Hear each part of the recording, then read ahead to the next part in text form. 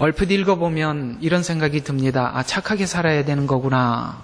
이렇게 생각하면 맞는 이야기지만 여기 본문이 우리에게 전달하고자 하는 내용은 한 10분의 1 정도 전달받은 것에 불과하지요. 그래서 여기 끝에 보면 너희의 선행을 보게 하고 그 다음에 또 하늘에 계신 너희 아버지께 영광을 돌리게 하라라는 이 선행, 이 부분이 무엇을 지금 말씀하고 강조하려고 하는 건가에 대해서 오늘 한번 생각해 보도록 하겠습니다. 지금까지 여러 시간에 걸쳐서 우리는 팔복의 한 구절 한 구절들을 살펴보면서 이제 넘어왔는데요. 우리 잠깐 성경을 한번 보시고 오늘 이 얘기를 짚어 들어가도록 하겠습니다. 5장 1절 한번 잠깐 보시죠. 주께서 누구를 보시고요? 무리를 보시고, 지금 팔복을 선포하실 때 대상은 무리였습니다. 모든 사람들을 대상에 두고 예수님은 말씀하셨다가 쭉 넘어오셔서 11절을 한번 보십시오. 나를 인하여 사람들이 너희를, 이렇게 나오죠. 지금 아까 무리에서 어떤 대상이 좀 달라졌죠. 너희라는 대상으로 좀 달라졌죠. 그래서 너희를 욕하고 박해하고 거짓으로 꾸며 갖은 악한 말로 너희를 거스려 말할 때 너희에게 복이 있나니. 자, 우리가 하나님 앞에 정직하고 신자답게 살려고 하다 보면 이런 일은 당연히 생기는 것이다. 욕하는 일, 박해하는 일, 또 거슬려 그 다음에 말하고, 또 거짓으로 꾸며 말하고. 그러니까 거짓으로 꾸몄다라는 말은 내가 없는 말을 지어내어서 상대방에게 오해를 받아서 박해를 받는다. 이런 일도 생긴다. 여기서 지금 너희라는 대상으로 대상이 좀 줄어 들어갔죠. 그러다가 그 너희가 13절에 다시 등장을 하죠. 그래서 너희는 땅의 소금이라. 그러나 소금이 맛을 잃으면 무엇으로 짜게 하리요. 무슨 말이냐면 소금은 대용품이 없다. 그러니까 소금을 대신할 어떤 다른 그 물건이 없다. 그래서 너희는 세상의 소금이다. 소금은 소금인데 여러분의 이게 포지션이 어디냐면 바로 이 세상이라는 곳이다. 여러분, 소금은 짜게 만들기도 하고 부패를 방지하는 데도 썼죠. 지금은 방부제들이 많이 나왔지만 과거에는 썩지 않게 하기 위해서 소금에다가 썩지 않도록 어떤 음식들을 보관을 했단 말이죠. 그런데 이게 짜게 하거나 부패를 방지할 수 있는 어떤 대용품도 없어요. 그건 세상이 가만히 두면 자연적으로 죄가 발전하게 되어 있단 말이죠. 부패한단 말이에요. 근데 세상이 이렇게 부패되어 가는 세상의 죄악을 어느 누구도 막을 대안은 아무도 없는데 너희밖에 없다 라고 이렇게 너희의 사명에 대한 부분을 강조하고 있고, 또 어둠을 밝히는 것은 빛 외에는 아무것도 없다. 그래서 만약에 빛이 빛의 역할을 감당하지 못하면 어둠을 그대로 둘 수밖에 없는 것이다. 이게 무슨 뜻이냐면 빛이 세상에 왔을 때 어둠이 깨닫지 못하더라. 이게 요한복음에 나오는 말씀이지 않습니까? 그 빛은 바로 예수 그리스도를 의미하죠. 그런데 빛이 어둠에 왔다라는 말은 다 똑같이 죄를 짓고 있기 때문에 죄인 줄 모르고 죄를 짓는단 말이에요. 그런데 죄가 죄인 것을 드러낼 수 있는 것은 빛밖에 없는데 바로 너희가 그런 역할이다. 이 세상에 모든 사람들이 본인이 살아가는 삶의 모든 패턴이 죄라는 사실에 대해서 아무도 인지를 못하는데 너희가 그들에게 찾아가서 죄라는 것을 인지하게 해주는 역할을, 너희밖에 아무도 이 임무를 맡은 사람이 없다. 그런데 빛과 소금의 공통점은 뭐냐면 소금은 녹아서 짜게 만들고 녹아서 부패를 방지하고, 빛은 빛을 내기 위해서 기름을 공급해 주듯이 기름이 타야 빛이 나듯이 둘 다 공통적으로 뭘 의미하느냐면 희생을 상징합니다.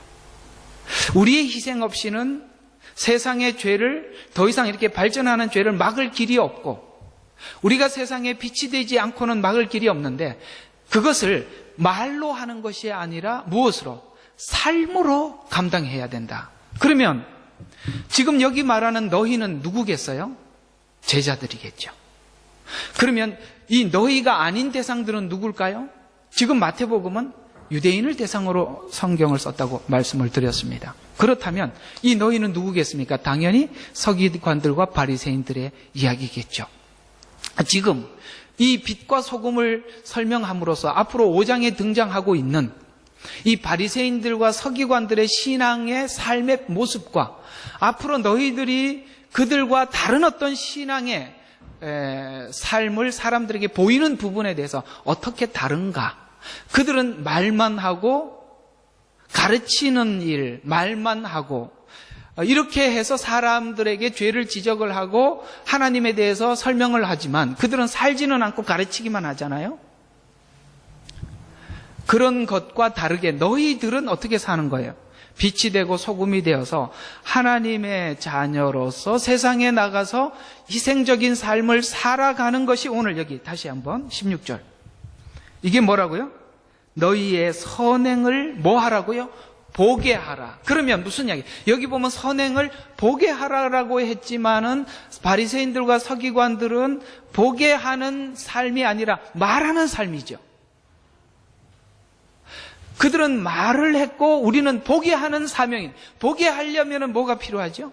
우리 희생이 뒤따를 수밖에 없다. 라는 이야기입니다. 그래서 오늘은 이 부분에 대해서 오늘 우리가 한번 집중해서 생각을 해보면 나는 신앙생활을 바리새인들이나 서기관들이나 이런 자들이 하나님이 기뻐하지 않은 어떤 사람들이 신앙생활을 했던 그런 형태의 신앙생활을 했던 것인가 아니면 예수님이 요구했던 그런 신앙생활을 하고 있는 자인가 이 부분에 대해서 아마 많은 부분이 파악이 되게 될 것입니다. 그래서 이게 선행, 사람들에게 보게 하여서 하나님께 영광을 돌리는 그것이 어떤 것이냐. 앞으로 이제 등장할 17절부터 오늘 이 5장 전체가 바로 이 부분을 설명을 할 뿐만 아니라 앞으로 계속 이걸 설명해 나갈 것입니다. 그래서 어디를 하나 좀 더 보시느냐면 여기를 한번 보시죠. 47절 한번 보십시오. 5장 47절. 또 만일 너희가 너희 형제들에게 무난하면 다른 사람들보다 더 뭐예요? 나은 것이 무엇이냐? 지금 하나님께서 우리에게 요구하시는, 우리라는 말은 십자가의 은혜를 입은 우리들에게 요구하는 신앙은 남들보다 뭐한 거예요? 더한 것. 여기 말하는 이 남들은 누굴까요? 바리새인들과 서기관같이 말로만 하고 삶을 살지 않는 그들과 다른 구별된 남들보다 더한 것. 이걸 하나님께서는 요구하죠. 그래서 옛 계명은 우리에게 율법을 주죠. 그래서 지금 5장에 보면 옛 계명과 새 계명을 자꾸 이렇게 다르게 설명을 하고 있는데 옛 계명은 뭐예요? 율법이었고 새 계명은 뭐죠? 은혜지요.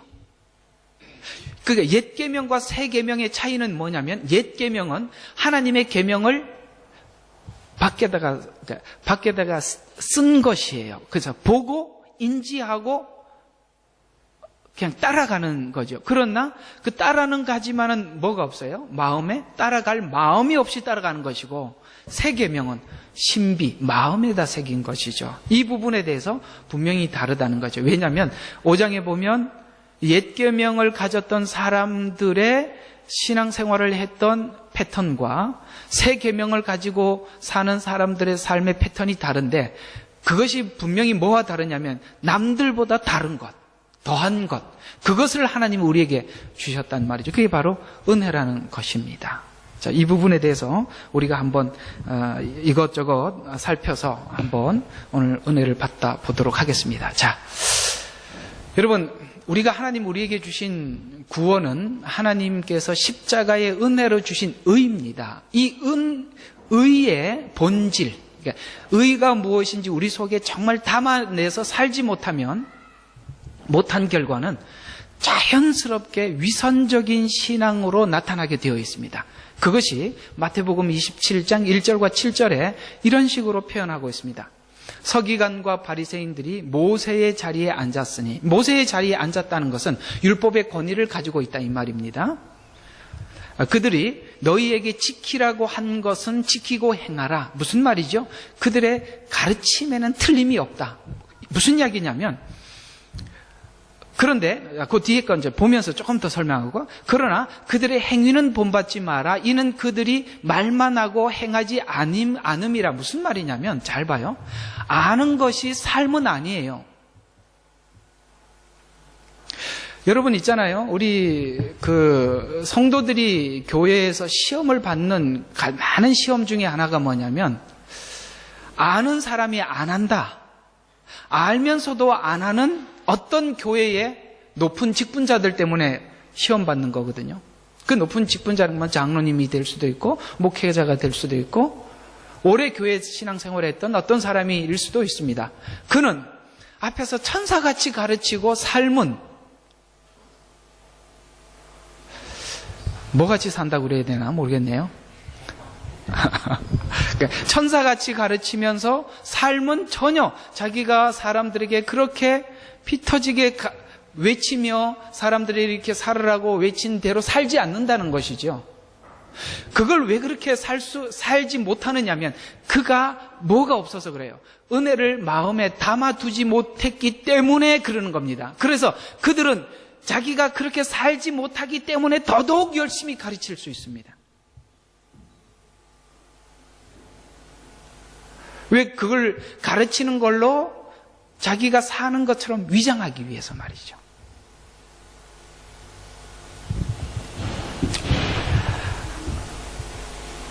여기까지 이해가 가십니까? 그렇게 살지 못하기 때문에 더더욱 세게라고 표현을 해야 돼요. 더 정확하게 가르치듯이 가르칠 수 있는데, 여러분 속지 마십시오. 그가 하나님의 의의 본질을 마음에 담고 가르칠 수도 있고 그게 뭔지 모르고 가르칠 수도 있는데, 우리는 더 강력하게 가르치는 어떤 사람의 마음속에는 그렇게 살지 못하는 것을 사람들에게 사는 것처럼 위장하기 위해서 더 열심히 가르칠 수도 있어요. 누가 그랬죠? 바리새인들과 서기관들입니다. 이와 같이 아는 것이 삶이 아니에요. 여러분들이 교회에 와서 하나님의 말씀을 배웠다고 사는 게 아닙니다. 그 배우는 마음이 어떤 마음으로 하나님 앞에 서 있는가가 훨씬 중요한 겁니다. 여기에 더 많은 것을 여러분이 안 담아 돌아가도 상관없습니다. 한 가지를 가지고 가시더라도 하나님 앞에 진실하게 받아서 돌아가는 것이 매우 중요한 것입니다. 안 가지고 가셔도 좋습니다. 그러나 하나님 앞에 진실과 진실이 통하는, 하나님과 진실과 우리 마음이 하나님과 교감하는 것을 가지고 가셔야 합니다. 이거 없이는 의를 마음에 담지 못합니다. 아는 것이 삶은 아니라는 사실을 꼭 기억하시기를 바랍니다. 여기에 바리새인들과 서기관들은 얼마나 사는 것처럼 하기 위해서 그들은 늘 성경 보고 늘 기도하고, 혹시나 자기 자신을 다스리지 못할까 봐 시간을 정해놓고 하나님 앞에 기도하면서 그렇게 자기 자신을 관리하기 위해서 애를 썼던 사람이지만 그들은 전혀 살아내지 못했다는 것입니다. 그래서 그들은 말만 하고 행하지 않음이라. 이는 그들이 자기의 힘든 무거운 짐, 무슨 말이냐면 그들이 지금 가지고 있는 율법은 힘든 거고 무거운 짐이었어요. 그런데 예수님은 우리에게 말씀을 주시고 이렇게 말씀하셨죠. 내가 너희에게 준 것은 무거운 것도 아니고 먼 데 있는 것도 아니다. 놀랍지요? 멀리 있어 보이세요? 아니면은 무거워 보이세요? 무겁고 멀리 있는 것은 내 마음에 없이 받아들이니까 힘든 것이지, 내 마음에 있는 것을 주시면 그건 힘든 것이 아닌데, 그러니까 나는 하기는 싫고 하나님은 요구하니까 그러니까 무겁고 힘들죠. 지금 누가 무겁고 힘들죠? 여기 바리새인들과 서기관들이에요. 묶어서 사람들의 어깨에 지워놓고, 잘 가르쳤으니까 남들에게 어깨에다 많이 지워놓고 자기들은 옮기는데 손가락 하나도 대려고 하지 아니함이라. 그러면서 그들이 하는 일들은, 이걸 안 하는 걸 뭘로 대처하느냐면 옷단을 넓히고 잔치에서 최상의 자리, 그 다음에 시장에서 랍비어 인사받는 것을 좋아한다. 이 말은 무슨 뜻이냐면 가르쳐서 사는 것처럼 위장해서 그 위장한 것을 옷수를 넓힌다는 것은 내가 이렇게 거룩한 사람이라는 것을 사람들에게 보이려고, 또 하나는 사람들에게 칭찬받을. 그러니까 이거 보세요. 살지는 못해요. 근데 사람들은 칭찬을 해요. 이 사이의 갈등을 아시겠습니까? 이게 얼마나 갈등되는 일이에요. 사람들은 계속 존경한다고 이야기를 해요. 그런데 나는 전혀 살지를 못해요. 그러면 이걸 어떻게 해결해야 될까요? 아니야, 나는 가짜야. 이렇게 고백하면 얼마나 좋겠어요. 근데 그럴 마음은 없죠. 그러면 그럴 마음이 없으면 어떻게 하면 될까요? 이렇게 할 수밖에 없죠. 옷단을 넓히는 거, 그 다음에 잔치의 최상의 자리에 앉고, 그 다음에 시장에서 랍비어하고 인사받는 것을 이렇게 사는 척해서 사람들에게 계속 그 존경받는 것을 이어가는 것이죠. 그래서 저들에게 있어서 신앙은 자신을 치장하는 것이지 본질은 아니라는 거예요. 그게 왜 치장을 하냐면 칭찬받는 것이 즐거워서 치장할 수밖에 없어요. 현대인들이 왜 예수를 믿는가, 왜 교회를 다니는가에 대한 질문에 많은 현대인들이 이렇게 대답을 했답니다.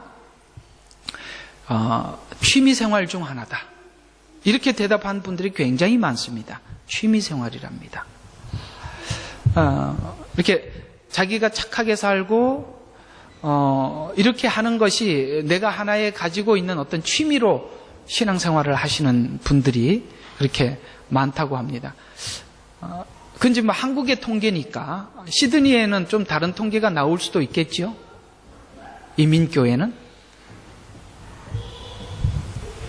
고개는 쭉 빼고 듣는데 지금 알아들으시는지는 잘 모르겠습니다만, 그래서 거룩을 담아내지 못하면 흉내를 내야 하는데 그쭉 이제 5장에 설명하다 끝에 와서 이렇게 말씀하십니다. 위선자인 바리새인, 서기관과 바리새인들아, 너희에게 화 있으리라. 이는 너희가 잔과 접시는 깨끗하나 속은 약탈과 방탕. 참 정확하게 그 속에 있는 것을 끄집어내셨죠.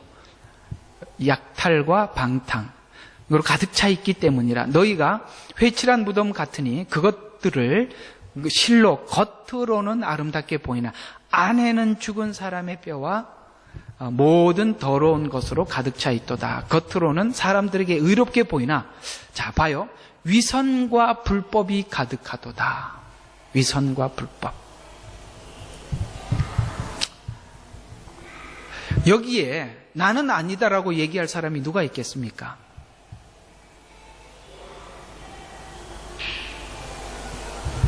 우리 신앙생활에 얼마나 많은 위선이 있어요. 우리 신앙생활 속에 얼마나 많은 불법들이 있습니까? 그 불법이라는 이야기는 다음에 나오니까 한 번 더 하겠습니다. 남 생각할 거 하나도 없습니다. 오늘은 자기만 생각해서 그래, 위선과 불법, 옆에 있는 얘도 그렇고 쟤도 그렇고 앞에도 그렇네, 이렇게 하지 마시고 나만 생각합시다. 네.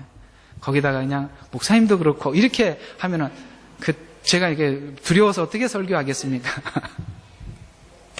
그래서 빛과 같이 참다운 신앙생활은 가장 가까운 사이에 이웃에게 신의를 지키고 사는 것입니다. 자, 이게 이 사람이 빛과 같이 살고 소금과 같이 사느냐, 아니면 위선과 불법으로 사느냐는 누가 가장 먼저 알아차리죠?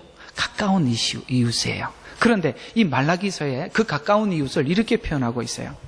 너희가 이것을 다시 행하였고 주의 제단을 눈물과 울음과 울부짖음으로 가렸으니 그가 그것을 더 이상 제물로 간주하지 아니하시며 너희 손으로 그것을 선으로 받지 아니하시느니라. 오히려 너희가 말하기를 어찌된 일이나이까 하니, 이게 무슨 말이냐면 지금 하나님의 제단에 뭐가 있어요? 눈물, 울음, 울부짖음이 있대요. 이게 무슨 이야기냐면 어떤 남자가 제단에 하나님 앞에 예배 드리러 왔어요. 근데 하나님께서 그 예배 드리러 온 어떤 남자에게 이렇게 응답하신 거예요. 야, 주의 제단에 눈물과 울음과 울부짖음이 있다. 그런데 너는 지금 나하고 화해하러, 예배하러 하나님을 하나님이라고 부르면서 왔느냐? 그 어떤 울부짖음이 있느냐? 이 이야기예요. 이는 주께서 너와 내가 기만하여 행하였던 내 젊은 시절의 아내, 그게 누구예요? 아내지요. 아내에게 아내 사이에 증거하셨습니다. 그러나 그녀는 내 동반자요.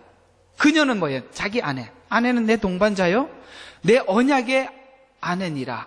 아무도 자기 젊은 시절의 아내에게 기만하여 행하지 말지니라. 주 곧 이스라엘의 하나님은 아내를 내보내는 것을 미워하신다고 말씀하시느니라. 무슨 이야기인지 아시겠습니까? 그 당시에 이스라엘에게는 이혼을 할 수 있는 권한은 남성에게 있었어요. 그러다 보니까 이 권리를 난발하는 거예요. 그 난발을 하다 보니까 난발을 하는데 자기 아내하고 이혼을 하고 이방 여자하고 막 결혼을 하고 이런 일들이 너무 많아요. 성경에 보면은 모세가 이혼 증서를 써서 이혼하게 하라고 그랬지 않습니까? 왜 이혼 증서를 쓰게 했냐면 옛날에는 남편이 저 아내 싫어 그러면 그냥 이혼이 됐단 말이에요. 근데 이혼 증서를 쓰게 하는 것은 남들이 객관적으로 몇 명이 이 사람들은 도저히 부부관계가 어렵다라는 그런 증서를 가지고 와야만이 그 재판을 해 주었다면, 왜냐면은 자기 마음대로 이혼을 신청을 하니까요. 그러니까 이혼 당한 아내가 교회에 와서 뭘 하고 있어요? 눈물 짓고 울부짖고 이렇게 하고 있단 말이죠. 그러면서 너는 네 아내에게 그렇게 하고 나한테는 와서 하나님 앞에 하나님 하고 예배 드리러 왔냐? 이런 이야기예요. 무슨 이야기냐면 여러분, 우리가 빛과 같이 살고 소금과 같이 사는 것은 내 옆에 있는 가장 가까운 그 사람이 잘 아는 거예요.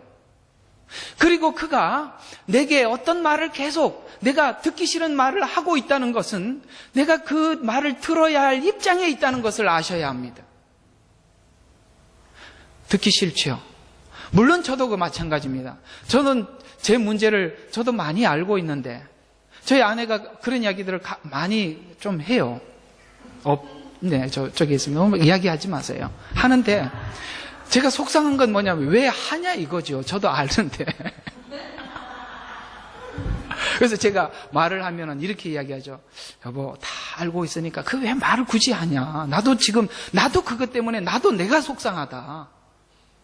라고 이야기를 하면 할 말은 없지만 그래도 이게 주기적으로 한단 말이에요.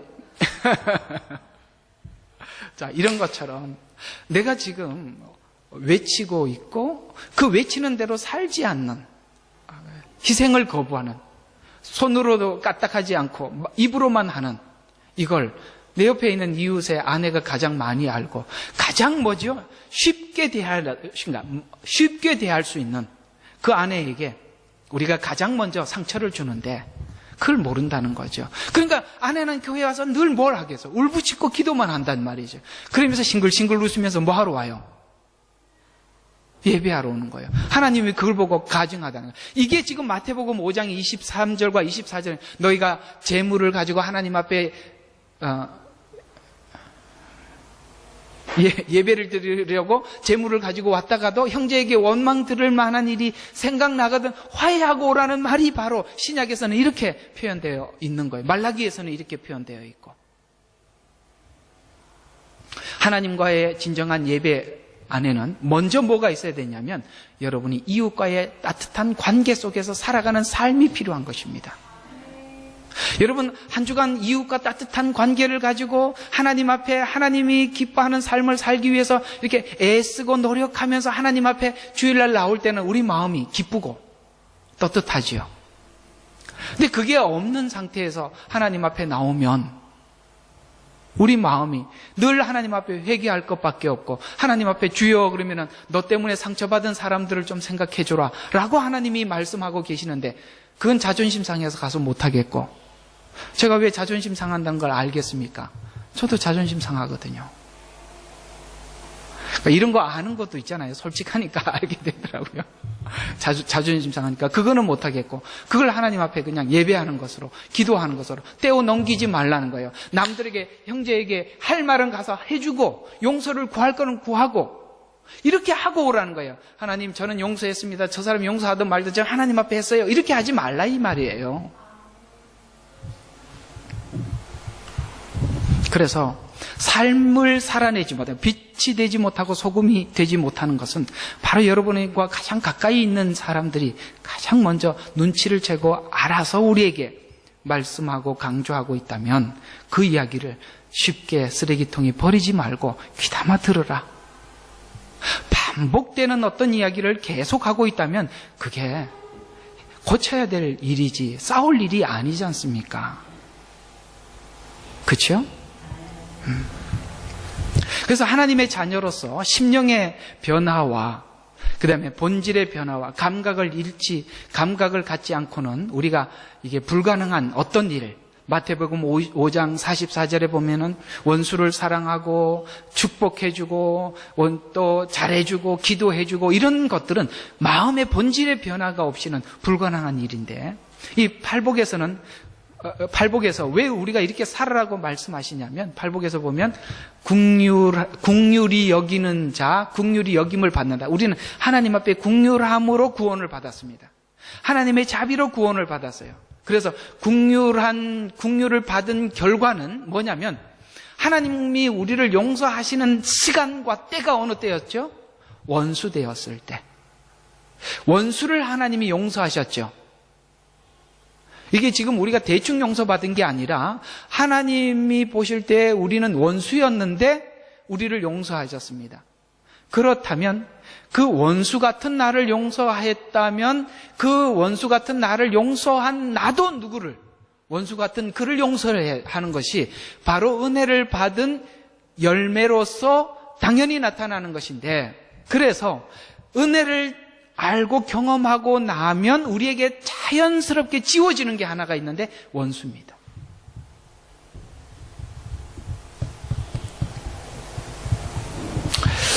이렇게 오늘 찬양 부르면서 앉아서 이런저런 생각을 하면서 하나님이 이런 마음을 하나 주셔서 이렇게 울컥하는 마음이 하나 들더라고요.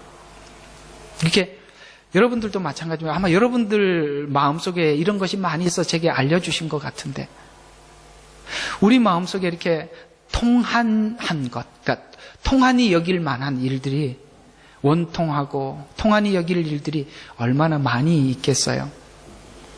그 원통하고 통한이 여길 일들이 있을 때 쫓아가서 막 말하고 싶잖아요. 그 말을 하고 나면 어쨌든 내 마음은 시원할 거 아닙니까? 근데 하나님이 이런 마음을 주세요. 나도 참고 견디고 기다리고 있는데 라는 이런 하나님 마음을 주세요. 하나님도 견디고 계시는데 우리가 못 견딜 게 있겠나, 이런 생각이 오늘 이렇게 예배 드리는 중에 또 찬송하는 중에 잠시 제 마음속에 이렇게 스치고 지나갔습니다.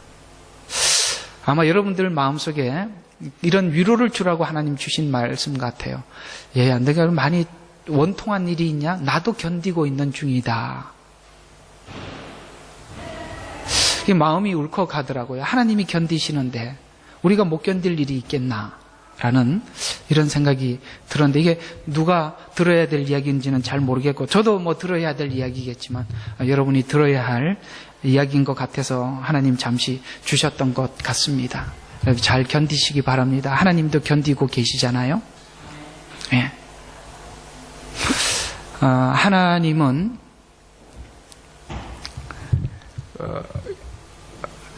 욥이 성숙하는 과정, 자리에까지 올라가는데 좀 이렇게 표현하면 빨리 이해가 될 것 같아요. 욥이 하는 헛소리를 듣고 견디셨습니다. 말도 안 되는 소리를 듣고 참으셨습니다.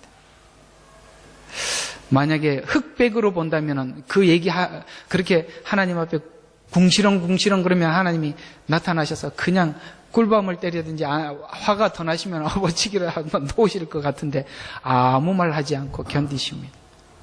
우리가 성숙하기 위해서는 상대방이 나를 아프게 하는 모습을 보게 하실 때가 있지만 그거 가서 말을 해버리면 소용없습니다. 견디셔야 합니다. 시간이 필요합니다. 그걸 하나님도 견디고 계십니다. 그 견디는 마음은 우리보다 하나님이 더 힘드실 거예요.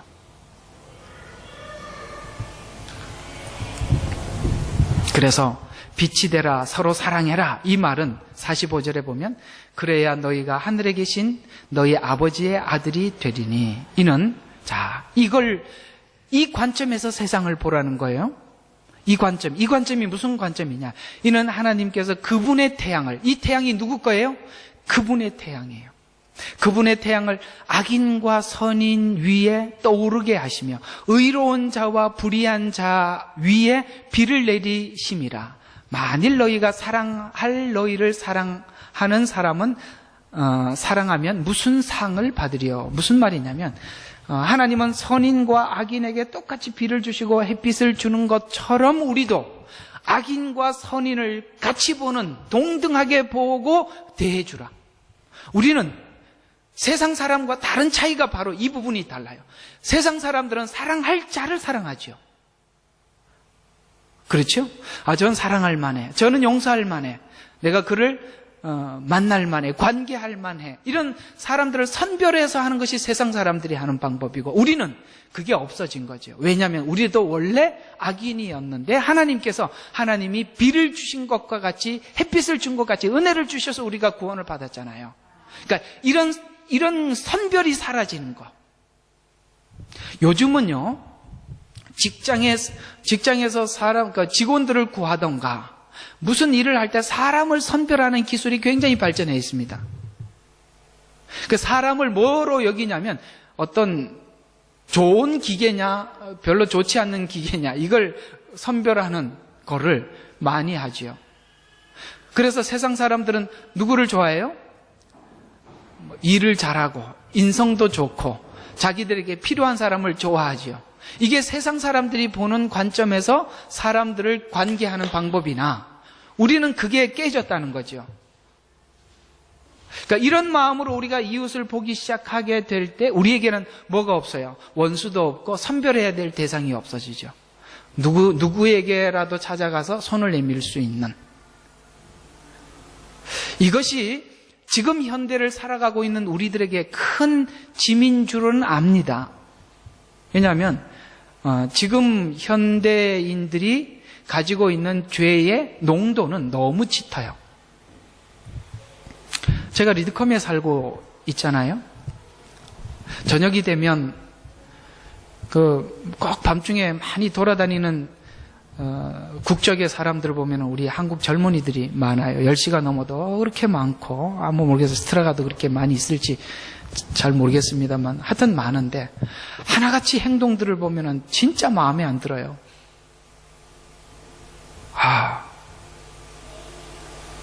이건 뭐 앞도 뒤도 예의도 뭐도 아무것도 없어요. 신호등 앞에 기다리고 있다가 보면, 이 대화하는 내용을 들어보면 욕이 한 50%는 되는 것 같아. 뭔 말도 그렇게 욕을 붙여야 말이 되는지. 그런 걸 보면 옛날 같았으면 그냥 내가 한마디 하고 싶은데, 그러면서도 오늘 이 말씀이 자꾸 떠오르는 거예요. 악인과 선인을 하나님은 골고루 사랑하시고 하나님은 그들에게도 비를 주시고 햇빛을 주시는데, 하나님, 저 사람들도 하나님 은혜를 받으면 돌아설 수 있겠지요. 저들도 구원 받겠지요. 라는 생각이 드는데, 또 인간적으로 생각해 보면 저걸 돌이키려면 얼마나 소진될까. 하나님, 저런 사람은 나한테 맡겨주면 내가 얼마나 고달플까, 이런 생각이 가끔씩 들기도 하는데, 그러다가 여러분들을 생각해 보면 참 괜찮은 사람들 우리 교회를 다니고 있구나, 이런 생각이 들어요. 그런 사람들 무리 가운데 살다가 여기 와보면 별천지 같죠. 저는 늘 별천지 안에서 살아서 그쪽 세계가 너무 멀어서 잘 모르겠습니다. 그런데 그래도 그런 사람들을 생각해 보면서 여러분들을 생각해 보면 여러분들이 이렇게 속썩이는 것은 작은 부분들이에요. 그래서 고맙게 생각하고 있는 줄 알고 계시죠? 예. 자, 우리 계속 좀 한번 보도록 하겠습니다. 그래서 성경에서 우리 신앙인들에게 강조하는 이 두 가지가 있어요. 그러니까 우리가 빛이 되고 소금이 되는 삶을 살기 위해서는 이 두 가지를 많이 경계하셔야 해요. 한번 볼까요? 신앙은 어떤 외형적인 운동, 빛과 소금이 된다는 것은 내면에 변화된 삶이 나타나는 건데, 이 내면에 변화된 삶이 나타나지 않으니까 이 내면에 변화된 삶이 나타나는 것처럼 보이기 위한 것이 운동이에요. 저는 이 교회에 많은 운동들을 하는 걸 좋아하는 사람이 있지만 저희 교회는 가급적이면 이 부분에 굉장히 자제를 하려고 애를 씁니다. 이 운동에 대해서 제가 한번 좀 이야기를 좀 더 깊이 한번 해드릴게요. 만드는 것이 아니라 우리가 살아가는 그 장소와 주변이 신앙인들이 살아가는 일터예요. 하나님은 빛과 소금을 교회에서 하라고 하지 않았다고요. 여러분의 일터에서 하라고 그랬단 말이에요. 그곳에서 의와 진리와 거룩으로 살아라. 이것이 빛이 되고 소금이 되는 것인데 그곳에서 바로 죄를 차단하는 일을 해라. 운동은 뭐가 나쁜 거냐면 내가 내 스스로 내가 살아야 할 주변에 있는 사람들에게 빛과 소금이 되는 일을 운동으로 대신해 버려요. 이게 무슨 말이냐면 바리새파 그 다음에 사두개파가 있잖아요. 이 파가 무슨 뜻이냐면 잘 들어봐요. 여러분 분명히 예수님께서 가장 싫어했던 사람들이 바리새인들이고 사두개인들이고 서기관들이고 이런 사람들이었습니다. 그런데 그 사람들은 파를 만들었어요. 바리새파를 만들어서 어떤 운동을 하잖아요. 여러분 바리새파들은 어떤 운동을 하지요? 바리새파가 뭐 어떤 사람들이에요? 율법을 지키기 위한 이스라엘의 남성들의 모임이에요. 율법을 지키기 위한 남성들의 모임이에요. 이미 타이틀이 너무 크다고요. 그래서 바리새인 그러면 벌써 사람들 인식 속에 무슨 생각이 들어요? 저 사람들은 율법을 지키기 위해 모인 사람이니까 뭐라고 생각해요? 율법을 지키겠지 라고 사람들에게 인식시켜 버림으로써 자기가 내면에 하나님의 빛과 소금이 되는 희생을 운동이라는 것으로 대신해 버리는 거죠. 이해가 가세요? 저는 교회가 세상의 빛과 소금이 되는 것보다 교회에 어떤 운동을 하는, 교회는 이걸 하자, 무슨 선교하자, 선교사를 파송하자, 뭐 선교지를 위해서 기도하자, 뭐 또 뭐죠? 뭐 1:1 아니 뭐 전도 운동을 하자, 운동 이렇게 운동을 자꾸 일으키는 바람에 운동을 일으켜서 사람들이 속으로 익어가는 것에 대해서 아무런 관심을 갖지 않아요. 그래서 그 운동을 해서 교회를 충족시키고 하나님을 충족시키기 위해서 뭘 했냐면 콩나물 값을 깎는 바람에 우리 옛날에 그런 얘기 있잖아요. 콩나물 값을 깎아서 운동하는 데 쓰려고 하는 바람에 사람들에게 교인들은 깍쟁이라는 소리를 듣고 짠돌이라는 얘기를 듣게 되었단 말이에요. 삶으로 내 주변에 아무에게도 하나님의 자녀라는 증거를 보이지 못했어요. 넉넉하지 못했단 말이에요. 왜요? 이 운동하는데 채우기 위해서. 운동하는데 채우기 위해서 남편이 아내가 이걸 좀 해달라고 요구하는데 나 바빠서 못해 하고 교회로 뛰쳐가는 바람에 아셨습니까? 그렇다고 이제 예배를 빠지라는 얘기가 아니라 미리 준비하라는 얘기예요. 그 일을 해놓고 뒤에 이걸 하라 이 말이에요. 그 평상시에는 안 하고 있다 꼭 교회 갈 시간에 갈등하는 거예요. 이걸 해야 되나 교회를 가야 되나. 난 지금 교회 가야 돼. 이렇게 말을 하고 쫓아 나온 바람에 전도 받아야 될 가족의 어떤 사람은 교회에서 그렇게 가르치더냐? 혹 여러분 주변에 있는 예수를 믿지 않는 어떤 사람은 교회에서 콩나물값 요거 몇 푼 남는다고 그거 깎아갖고 성경금 하라고 목사가 그렇게 가르치더냐? 라고 해서 운동에 치우치다 보니까 뭘 못했냐? 우리가 살아가는 삶의 영역에서 빛이 되거나 소금이 되는 이 역할을 하지 못했다 이 말이에요. 그래서 저는 여러분들이 살아내라고 이야기하는 거예요. 살아내라. 운동하는 거 좋아하는 사람들은, 젊은 애들은 그거 좋아서 운동하는데 쫓아가겠죠. 그러나 여러분, 운동 많이 했다고 신앙이 자라는 게 아니라 바리새인 돼갑니다. 아니에요. 주님은 우리를 보낸 그 자리는 세상이에요. 이 세상이라는 말은 여러분이 살아가는 삶의 영역이에요. 아까 말한 것처럼, 아까 아내에게 그렇게 고달픈 나쁜 짓 하지 말고, 남편은 아내에게, 아내는 남편에게 그 짓 하지 말고 살아라 이 말이에요. 그걸 저버리고 다른 데다가 올인하지 말란 얘기예요. 또 우리가 이 빛과 소금이 되는데 우리를 막는 방해꾼이 무엇이냐면 바로 유행입니다. 그래서 빛과 소금이 되는 감각을 잃어버리게 하는 것은 유행에 생각 없이 살지 못하게 주의해라. 무슨 말이냐면 유행. 교회도 유행이 있는 거 아십니까? 교회도 유행이 있어요. 초창기 교회에 유행이 있었고, 그 다음, 그래서 초창기 교회 유행은 부흥회. 이런 거였습니다. 그 다음 유행이 뭐였죠? 1:1 양육. 조금 그 다음에 지나면 또 찬양. 그게 또 시들해지면 또 뭐 할까?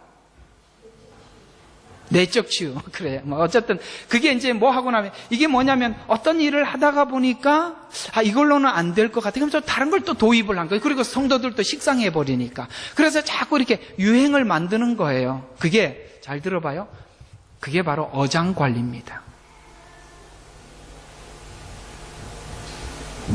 사람들이 지겹지 않게 들여다 대주는 거죠. 지겹지 않게.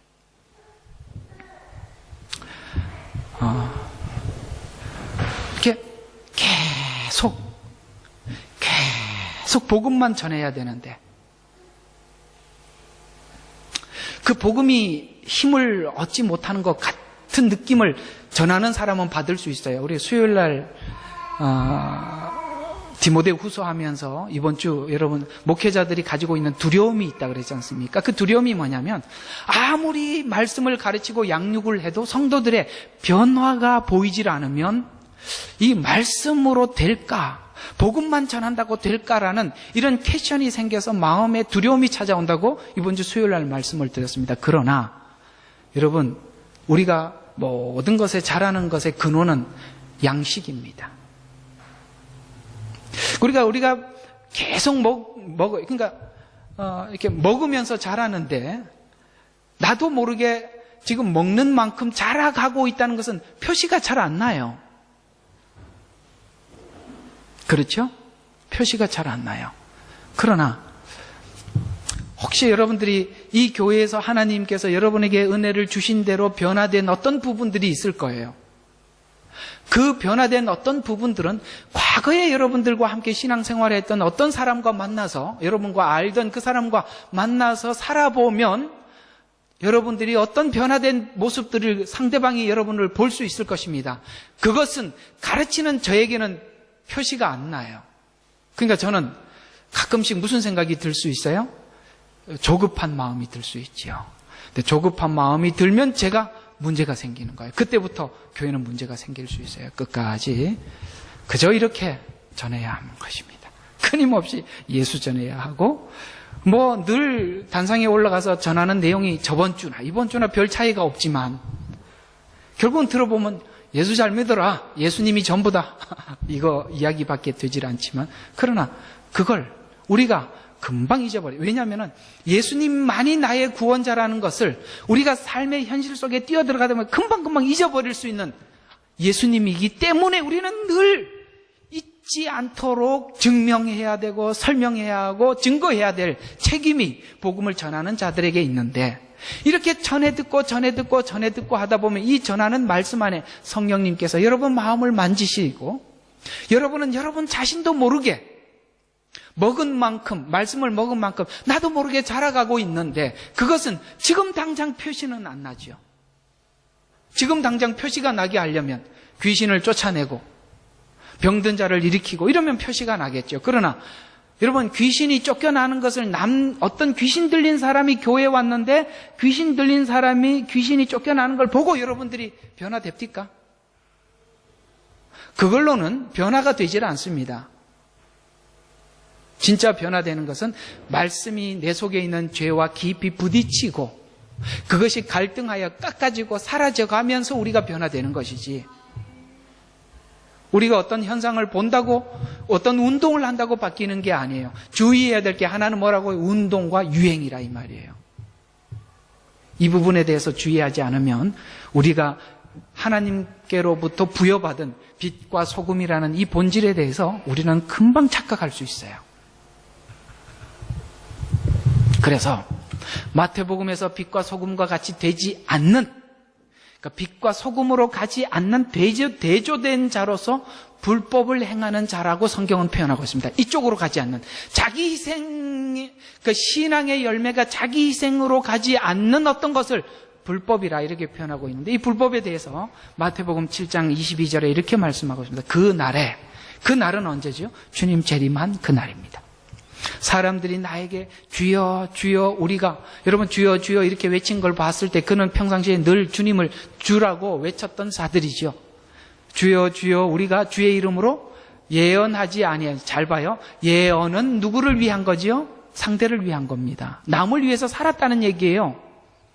그 남을 위해서 사는데 뭘로 살았다는 거죠? 예언으로 남을 위해서 살았어요.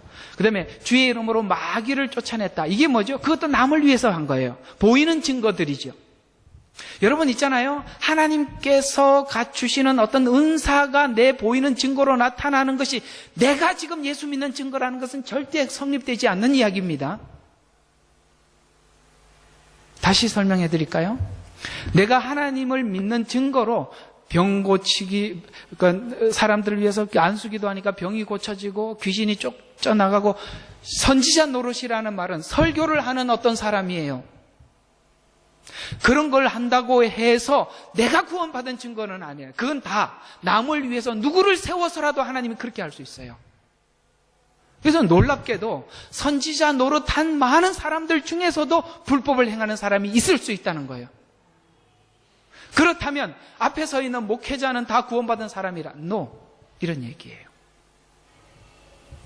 누가 재미있는 이야기를 그냥 이게 우식의 얘기니까, 우식의 이야기니까 그냥 듣고 잊어버려도 좋고, 그래도 좀 마음에는 그럴 수 있겠구나, 참 기가 막히는 이야기구나라는 한 이야기가, 이런 이야기가 있어요. 천국에 평신도가 갔는데 주님이 왔냐 하고 그냥 멀리서 반갑게 인사를 하더랍니다.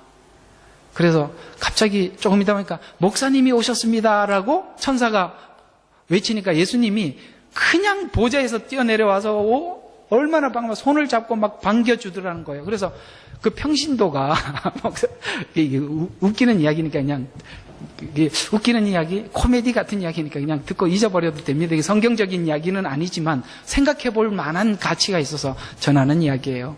그래서 그 평신도가 예수님께 이렇게 이야기를 했답니다. 우리는 세상에 있을 때도 병신도라고 해서 사람들한테 이렇게 별 취급을 못 받고 있었는데, 아니, 목사님은 천국 와서도 이렇게까지 대접하십니까? 우리는 세상에 있을 때도 병신도고 여기 와서도 병신도입니까? 이렇게 이야기를 했더니 예수님 하시는 말, 얘야, 평신도들은 매일 오는데 목사는 너무 오랜만에 와서 내가 너무 반가워서 뛰어내려갔다. 여러분, 바리새인 같은 선지자 노릇하는 사람도 얼마든지 있을 수 있다는 거예요. 여러분, 바리새인 같은 선지자들은 자기를 감추기 위해서 얼마나 애를 써야 되겠습니까? 나는 그게 불쌍해요. 왜 그렇게 사는지. 하지 말고 그냥 내려오시지 뭘 그걸 감추고 끝까지 숨기면서 살려고 합니까? 저는 그런 분들이 혹 주변에 있다면 저는 그렇게 생각합니다. 그분은 예수 안 믿는 거예요. 예수를 믿으면 그렇게 할 수 없어요. 자기 죄책감이 들어서 이 앞에 서서 할 수가 없어요. 죄책감이 들어서. 어떻게 이중 플레이를 그렇게, 물론 사람이 연약해서 쓰러지는 거, 이걸 얘기하는 게 아니에요. 연약함과 의도적인 이중 플레이는 다른 거예요.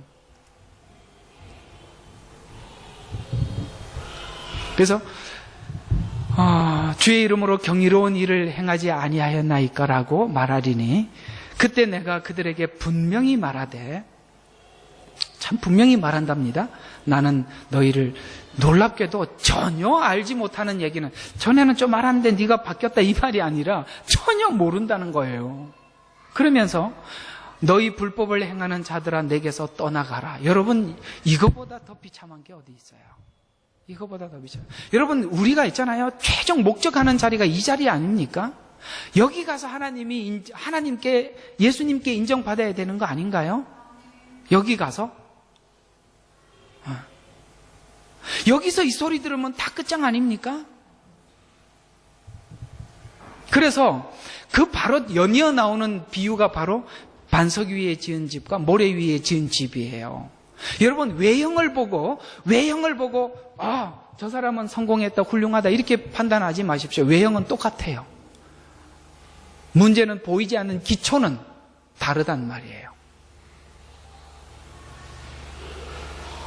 우리는 어떤 사람이 많은 큰 어떤 하나님 앞에 성공적인 일을, 예를 들어서 많은 재정을 하나님 앞에 받아서 많은 일을 하고 사람들이 들을 때 참 자랑할 만한 이런 일을 하고, 혹은 누가 큰 성공적인 목회를 해서 막 이게 시드니에서 소문이 나고 모든 사람들이 따르고 존경하고,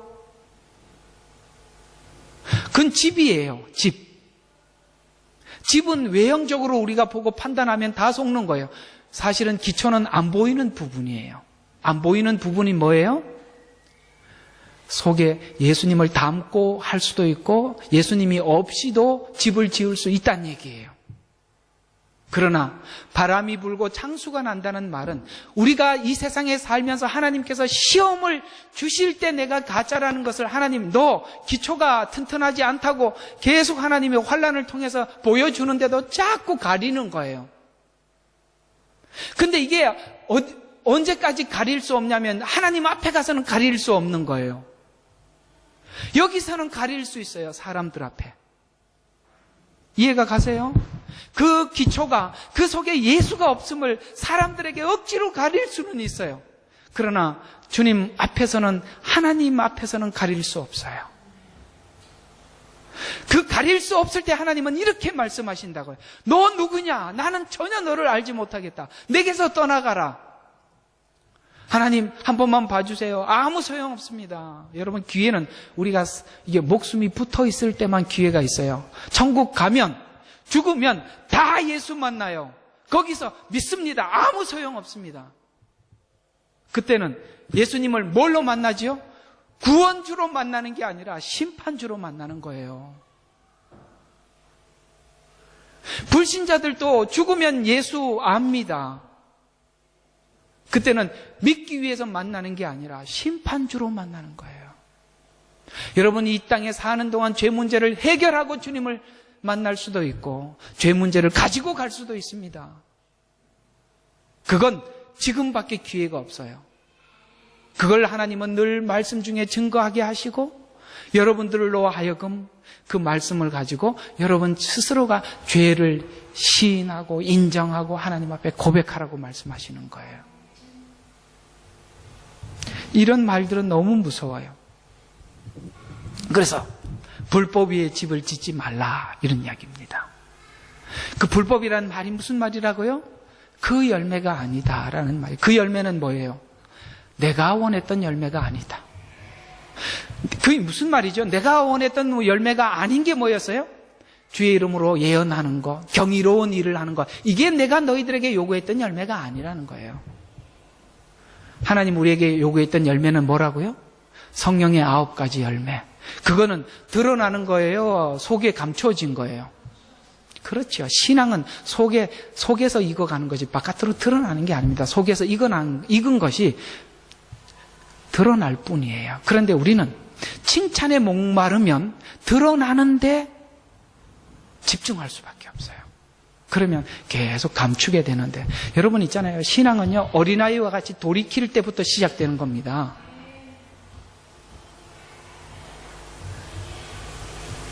거기서부터 여러분의 믿음은, 여러분 솔직하셔야 돼요. 하나님 앞에 진실하셔야 돼요. 숨기려고 하면, 위선하기 시작하면 여러분 자신이 커가지 않습니다. 오늘 마지막 결론으로 이거 하나 좀 말씀을 드리고 이야기를 마치도록 하겠습니다. 여러분 달란트 비유 아시죠? 이 달란트 비유로 오늘 이야기를 좀 맞춰볼게요. 2달란트, 5달란트 뭐 했지요? 주인님께 받은 것 가지고 열심히 장사했지요.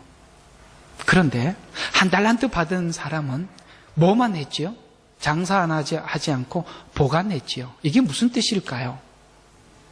이는 깊은 진리가 있습니다. 이 비유는 많이들 해석을 하려고 애를 쓰는데, 성도들 일 시키려고 열심히 운동하라고 동원하는 바람에 이 원래 내용이 그 내용이 아니에요. 여러분, 당신 하나님 주신 돈, 재능, 시간 하나님 앞에 드리십시오. 훗날 하나님께서 갚아주십니다. 그러기 위해서 그 하나님이 갚아주시기 위해서 우리 교회가 이런 운동을 하니까 당신 여기에 참여하십시오. 이렇게 홍보용으로 준 게 아니라 이 말이에요. 달란트 비유는 하나님이 주신 은혜를, 주인의 재물 말이에요. 하나님이 주신 은혜를 네가 장사하는 데 썼느냐, 보관만 했느냐, 이 말이에요. 이 보관이라는 말에 비밀이 있습니다. 이 보관이라는 말은 뭐냐면, 하나님, 저는요 하나님 주신 그 하나님의 자녀라는 타이틀을 그저 하나님 앞에 하나님 욕 안 먹이기 위해서, 하나님 욕 안 먹이기 위해서 제가 착하게 살고 하나님 욕 안 먹이기 위해서만 살았습니다. 근데 5달란트와 2달란트는 어떻게 해서 장사를 해야 돼요? 여러분, 장사를 하다 보면 장사는 이문이 항상 남습니까? 실패도 합니까? 무슨 말이냐면, 하나님 말씀 붙잡고 그러니까 넘어지고 일어서고 넘어지고 일어서고 싸워야죠, 나하고. 이 1달란트 받은 사람은 이거 받아가지고 보관만 하려고 하다 보니까 뭘 하지 않아요? 자기 자신과 싸우질 않아요. 아무것도 하질 않아요. 그저 외형적으로 착한 척하고 평생 산 거예요. 그래서 주님이 너와 나하고 관계가 이런 관계였냐? 내가 너를 위해서 생명을 주고 십자가에 죽은 은혜가 이런 정도로, 너 그저 세상 가운데 살면서 착하게 살고 이쁘게 살고 너 신앙인이라는 거 사람들인데 치장하는 데 쓰라고 준 은혜냐라고 주님이 질문하는 거예요. 여러분, 장사한다는 것은 여러분 우리가 하나님 말씀 부여잡고 내 속에 있는 죄성과 싸우는 거예요. 그 은혜를 붙잡고 이기는 거예요. 그러는 과정 속에서 넘어질 때도 있고 일어설 때도 있고 기쁠 때도 있고 슬플 때도 있지요. 그거 없이 저는 예수 믿는 그날부터 이렇게 완벽하게 틀림없이 살았습니다. 어디 거짓말, 그럴 수 없는 인간이 아무것도 하질 않아요.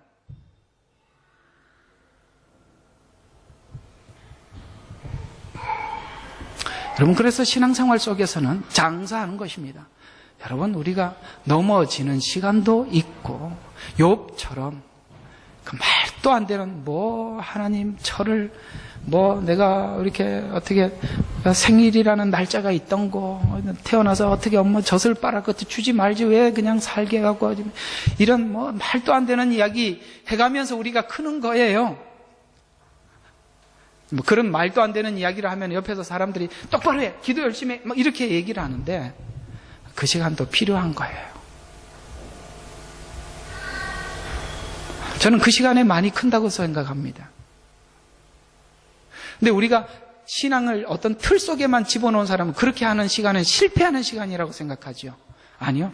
둘째 아들이 아버지 집을 떠나서 살아갔던 그 시간이 뭘 아는 시간이냐면 아버지 집의 가치를 아는 시간이에요.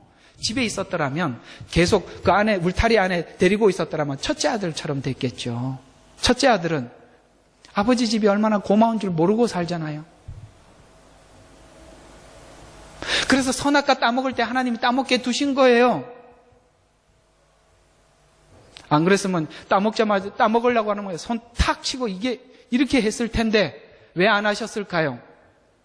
그 비밀을 첫째 아들과 둘째 아들 비밀을 통해서 말씀하셨는데, 이상하게도 유대인들은 그 비밀을 빨리 깨닫지 못하고 누가 더 먼저 알았더라?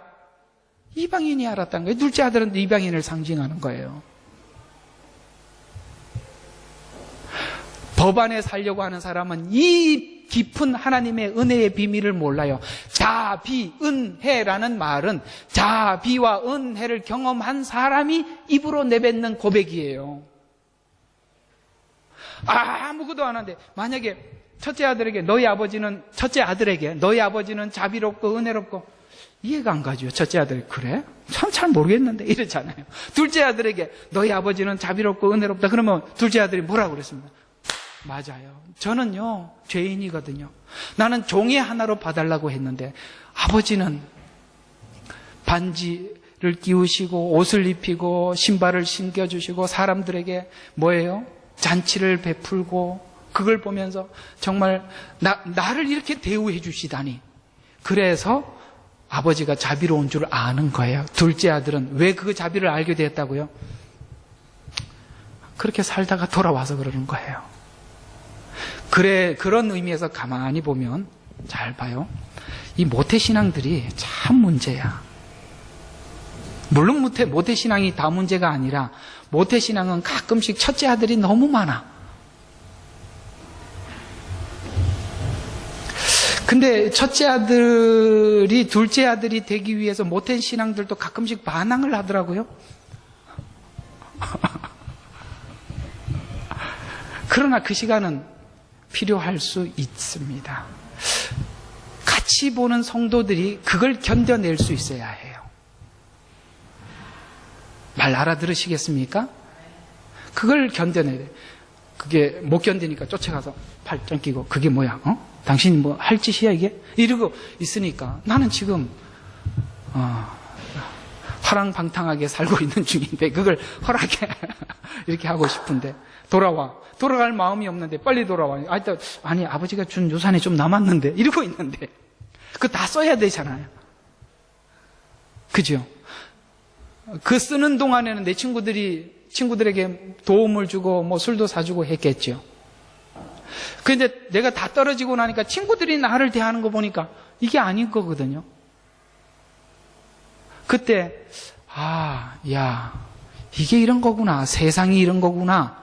인간이 이런 거구나. 내가 이런 존재구나. 그걸 알고 스스로 돌이켜 돌아왔단 말이죠.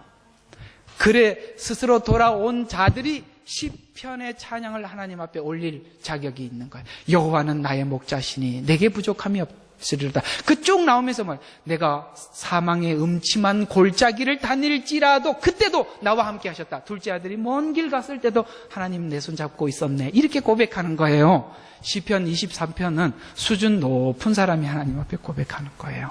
이게 23편이 깊이 고백되는 사람일수록 타락의 정도가 심한 거고, 그게 좀 덜한 사람은 글쎄 뭐 사망의 음침한 골짜기에 함께 했었나 잘 모르겠지만, 아니요, 사망의 음침한 골짜기에서도 함께 했어요. 주께서 나와 함께 하심이라. 주의 지팡이와 막대기가. 주의 지팡이와 막대기가 뭘까? 이스라엘은 목동들이 가지고 다니는 지팡이 따로 막대기 따로 있는 게 아니라, 여러분 옛날에 보면 그 어르신네들 이렇게 U자처럼 있고 꼬부러진 막대기 있죠. 이게 주의 지팡이와 막대기인데, 이렇게 뾰족 한쪽으로 이렇게 잡으면 지팡이 막대기가 되고, 이렇게 돌려 잡으면 이렇게 끝이 고리가 이렇게 되잖아요. 이거는 지팡이예요. 그러니까 막대기로 쓸 때는 이 악한 양을 해치기 위한 동물들이 왔을 때 막대기로 쫓아내고, 양들이 잘못하면 뭘로? 지팡이로 목을 다 걸어서 우리 안으로 나간 양들을 끌어놓는 데 쓰죠. 그러니까 하나는 외부의 적들로부터 보호하는 것. 또 하나는 그 내부에 있는 양들이 흐트러지는 것을 막기 위해서 하나님은 때로는 지팡이로, 때로는 막대기로, 하나님은 우리에게 죄에게 오염되지 않고 그 다음에 죄로부터 하나님께서 보호하시기 위해서 나도 모르게 그 적들을 물리치기도 하고, 때로는 내가 곁길로 갈 때 하나님은 우리의 목을 걸어서 하나님이 우리로 넣는데 여전히 그 목동은 끝까지 우리를 지켜주시는데 그 끝까지 지켜주는 것 중에 하나님은 사람을 선별하지 않고 누구든지 그렇게 했다. 그게 뭐냐면 어린 양이라는 거예요. 99마리 우리에 있는 양보다 한 마리 잃어버린 양. 잃어버린 어린 양은 생산 가치도 없고, 생각해보면 우리로 말하면 아까 얘기한 대로 한다면 그 사람을 선별하는 대로 보면 이건 가치가 없는 존재이지만 주님은 그 한 마리 어린 양을 찾아 떠나는, 이 말은 무슨 뜻이냐면 이 인류 전체가 죄를 지었기 때문에 전체를 위해서 오셨다가 아니라 하나님은 여러분 하나가 타락해서 죽을 수밖에 없는 상황에 있더라도 주님은 십자가 지기로 오셨다, 이 말을 99마리와 하나로 비유하는 거예요. 나 하나를 위해서 오셨다, 이 말이에요. 인원이 많으니까 오셨지, 그 말이 아니라, 그 말이 아니라 여러분 하나하나를 그토록 사랑하셨습니다라는 시편 23편이 언젠간 주님 앞에 돌아와 부를 그날이 있을 줄 알고 저도 열심히 증거하겠습니다. 그날 같이 좀 묻자고요. 기도합시다. 하나님,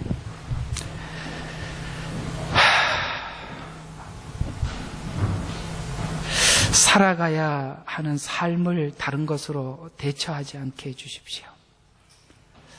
운동을 따라가고 유행을 따라가는 것으로 우리가 해야 할 일을 다 했다고 거짓 목소리로 외치지 않게 하옵소서. 아버지 하나님, 내가 살아가는 영역, 오늘도 말씀을 듣고 우리 가정으로 돌아가고 우리 직장으로 돌아갈 터인데 그곳에서 하나님의 빛이 되고 소금이 되게 축복하여 주시옵소서. 이제는 우리 주 예수 그리스도의 은혜와